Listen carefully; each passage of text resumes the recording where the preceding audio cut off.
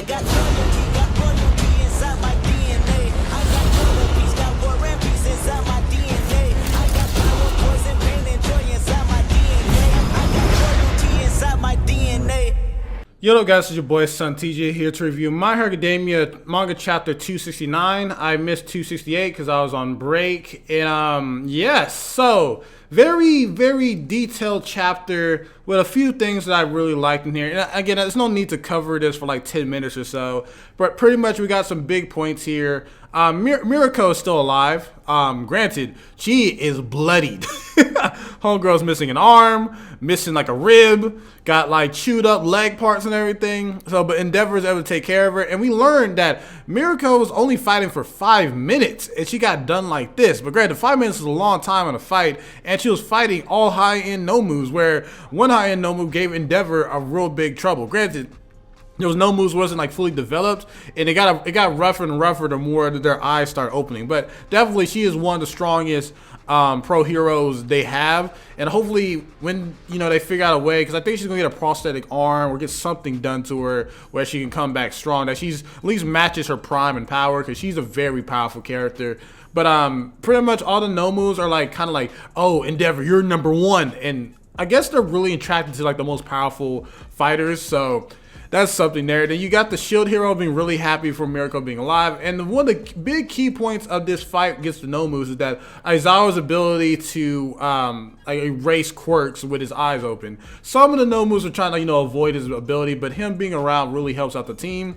Then you got President Mike being the one that has to take out Shigaraki's tube, because Mirako did most of the work by cracking the tube, but the doctor was going to try to open up Shigaraki early, so because pretty much he's mad that he's only going to be half baked. Because if Shigaraki awakened with All for One and his decay ability, which is already awakened, he would be the strongest character in the verse pretty much.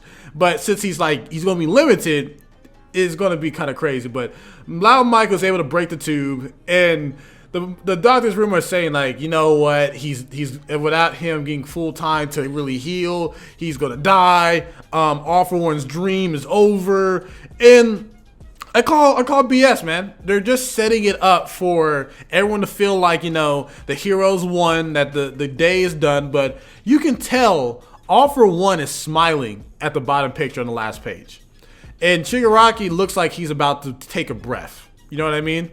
I really feel like the next chapter, the heroes are going to get wrecked, because we got all the heroes coming in. We got the Dragon Lady, we got Endeavor putting in work, because they're all teaming up on the high end that could like pretty much damn near talk straight English at their point.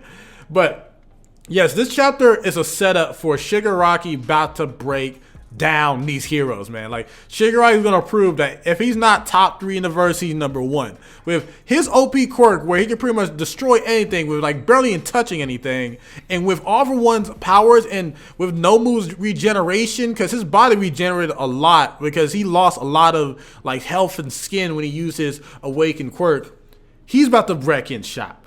So that's how I feel about this chapter. We have a lot of great scenes where President Mike is trying to beat up the doctor for Shigaraki feeling sad about the cloud, the one that turned into the shadowy type enemy. I forgot his name, but yes. So Mirako is going to survive this, which honestly, in reality, she would be dead.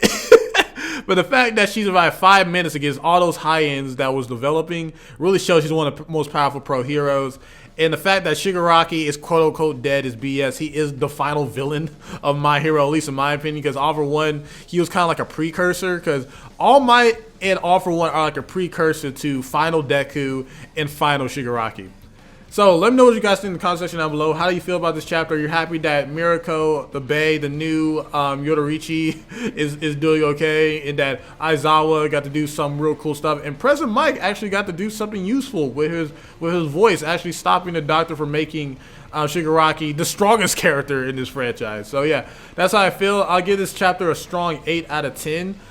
Sorry these views are a little bit short, but like I don't want to stretch out a video just to get some ad revenue. That's just my opinion. I'm not gonna like force this out. So yeah, hope you guys enjoyed the video, man. Sorry I didn't get to review the last chapter, but I'm gonna be more consistent here. And since Demon Slayer is pretty much looks like it's gonna end next chapter, it's gonna be more My Hero Academia manga reviews until the anime comes back. Then I'll do both. So yeah, SonTj peace. Love you all.